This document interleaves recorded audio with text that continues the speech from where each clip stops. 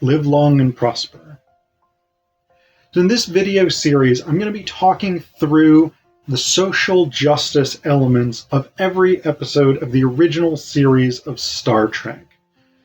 The thing that inspired this project was actually a Fox News article which argued that Star Trek has in some way betrayed its traditional commitment to sort of political neutrality or middle ground by embracing progressive politics. In this series, we're going to see that Star Trek has always embraced progressive politics, and it's always been aspirational for social justice in various senses. I am taking a broad perspective on social justice here, so that may include multiple different types of social justice, whether that's racial, whether that's economic, whether that's religious, whether that's abilities, gender and sexuality, anything broadly considered. I will go through every episode. Some of the episodes I will interview fellow Trekkies and talk with them about it. And then below, in the descriptions, I will give you additional information about the episodes, particularly their original air date, who wrote the screenplay, and who directed that episode. I also want to dedicate this series to my dad, Michael Allen Zapkin. He was an OG Trekkie from back in the day, and it was watching the original series with him that I came to love Star Trek.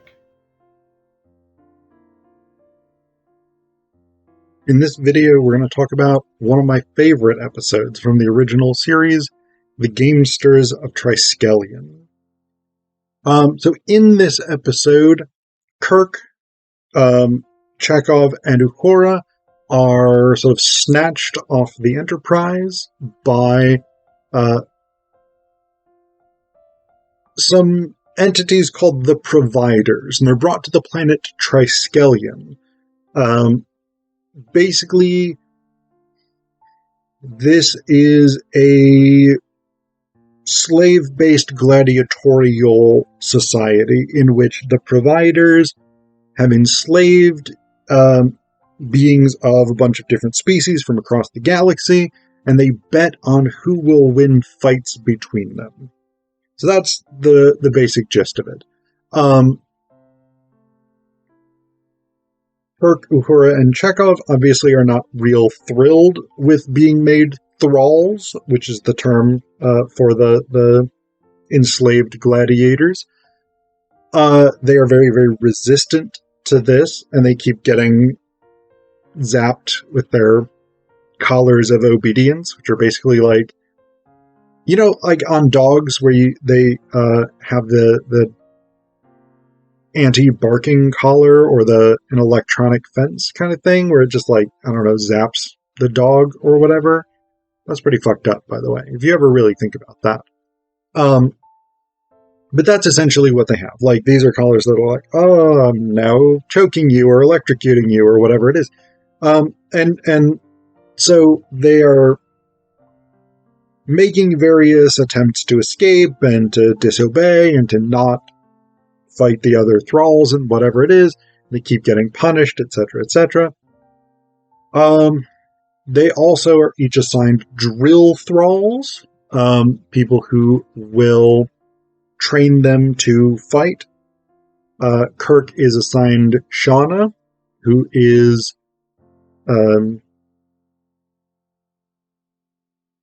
sort of sexy green-haired alien woman, which of course means that Kirk is going to try and seduce her. She doesn't seem to have any conception of being seduced, but Kirk nonetheless manages to do it, and he uses his charms to his advantage because he at one point is like, oh, Shauna, I'm going to make out with you, then I'm going to punch you in the face and rummage through your pants space diaper thing to get the key to unlock the cells so that we can all escape. The escape does not go fantastically well because the providers can see everything that they do. So Kirk ends up having to sort of bargain with the providers at the end of the day. And I'll talk more about that in just a second. While all that stuff is going on, back on the Enterprise, Spock, Scotty, and McCoy are like, "Oh, where'd they go? We can't find them on this planet that we're currently orbiting. There's no transporter malfunction."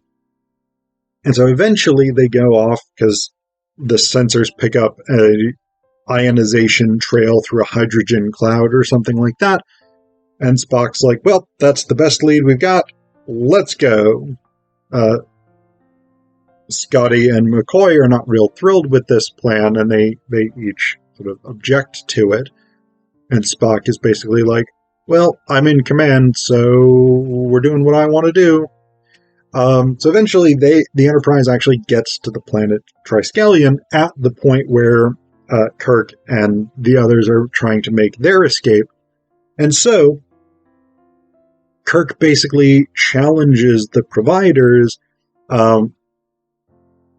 saying they're too cowardly to let him see them. And they're like, "Yeah, you can see us. We don't really care." So they take him 100 meters down under the surface of the planet, and he sees the providers, who are disembodied brains. Like they have evolved to the point where they just through sort of pure intellectual activity, they've evolved to the point where they don't really need physical bodies anymore apart from their brains, and they have amazing telekinetic and telepathic abilities. Kirk ends up making a wager with them because he realizes, these people just gamble on everything. This I can use.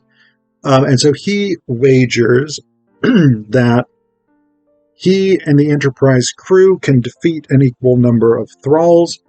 And if the Enterprise crew wins, they get to leave. The thralls are freed, and they can, and the providers will sort of train them to be a civilization. If the thralls win, then the providers get to keep the entire Enterprise crew and basically have them all fight each other to the death. Kirk doesn't consult anybody else in the crew about this. He just sort of wagers all of their lives on largely on his own fighting ability, especially when the providers are then like, "Well, you, Captain Kirk, are going to fight 3 thralls. And that's going to be how the wager works." And Kirk's like, "Well," they also say, "Either you can accept this wager or we can kill you." And so Kirk accepts the wager. There's a lot of it, and Kirk eventually ends up winning. He defeats Shauna, who is all like, "You betrayed me with your betrayal kisses." And Kirk's like, "No, I didn't. And here's why, sort of." But there's not really an explanation. He kind of did just betray her to try and escape. But anyway, so, I mean, the most obvious sort of thematic or social justice element here is that slavery is bad. But that's not an especially interesting insight. And so I actually don't think it's worth talking that much about. The episode, is opposed to slavery. It's opposed to gladiatorial combat. And these things are presented as clearly negative. But I think that raises a couple of interesting comparisons to things that we do today that may have detrimental impacts on the beings involved in them. Things that we do for our entertainment that may be detrimental to the beings involved in them. Particularly racing and contact sports. So we think about something like racing, right? Greyhound racing, horse racing, these kinds of things. very often the conditions and the treatment of the animals involved in this is incredibly inhumane, right?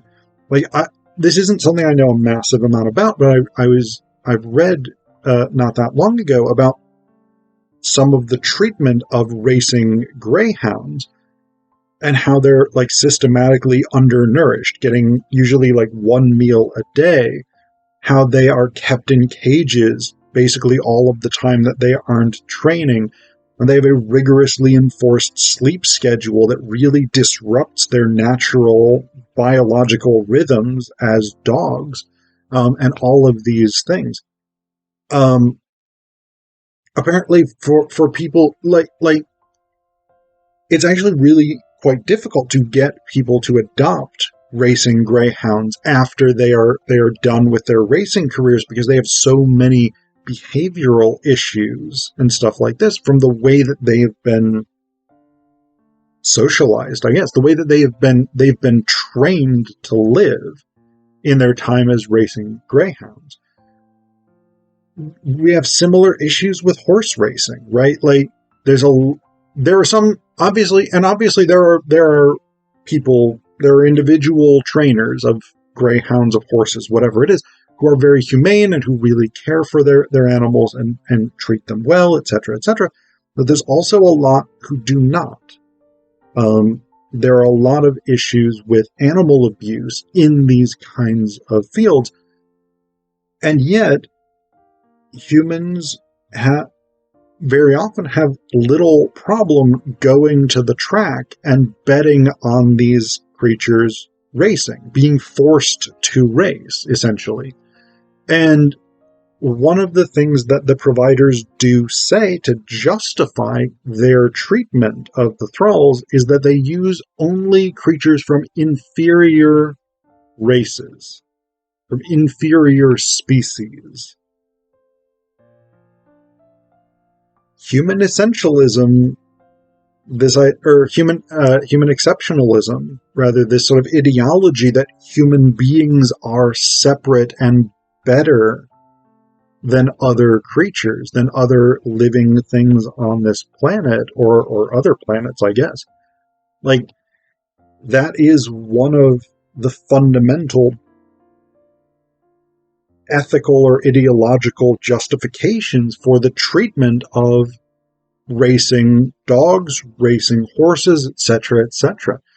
Because they are lesser species, they can be used in this way. And that's really ethically problematic if you think about it.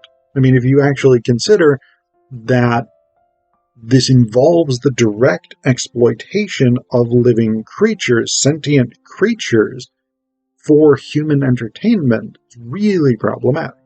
And then, of course, there's things like dogfighting, cockfighting, things like that are even more repellent.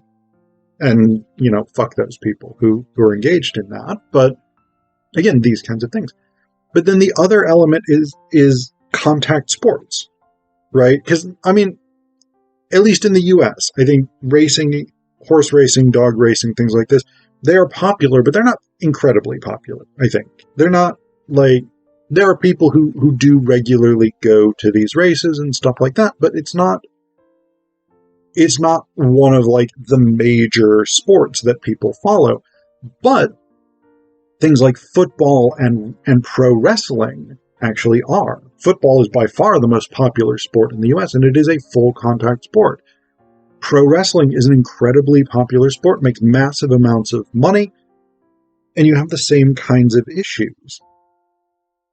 CTE is really the big sort of health concern right now with football players. And there's all these sort of ethical issues about, is it justifiable for us as a society to continue watching, continue promoting, continue enjoying, continue betting on, in many instances, a sport in which people very often have significant health problems as a result of participating in it. I mean, CTE, issues with broken bones that don't heal properly, issues with torn ligaments or whatever it is that don't heal properly, because players are encouraged to get back out on the field, and that significantly increases the chance of re-injury, etc., etc. Is it ethical for us to watch these competitions, to bet on these competitions? Fantasy betting, fantasy sports, sports betting is very, very popular in the US and in other countries as well. Same kind of thing with pro wrestling. I mean, this is a